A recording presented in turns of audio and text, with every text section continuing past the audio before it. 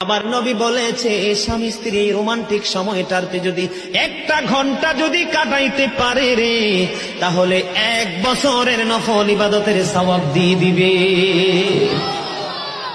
এরে যুবক, বউকে কষ্ট দিও না। স্বামী স্ত্রী যদি কিয়ামতের দিন কমপ্লেইন করে, তুমি যত বড় মোল্লা সাহেব হাজী সাহেব হন, নসিবই জুটবে না। আমি আমার মা আমার বোনদেরকে বলতে চাই, কখনো স্বামীর কলিজায় আঘাত দিও না, কারণ স্বামীর কলিজায় আঘাত দিলে তোমার জীবনে জান্নাত জুটবে না। বন্ধুরে আমার, আমি আমার নবীর জীবন থেকে যদি আপনাদেরকে আরেকটা এক্সাম্পল দেই বন্ধু, এখন আমি আমাদের দেশে স্বামী স্ত্রীর মধ্যে গলদ আছে না নাই? বর্তমান সমাজের যুবক যুবতী নববধূ নবদম্পতি যারা স্বামী স্ত্রী, তাদের মধ্যে ম্যাক্সিমামই কলহ আছে না নাই?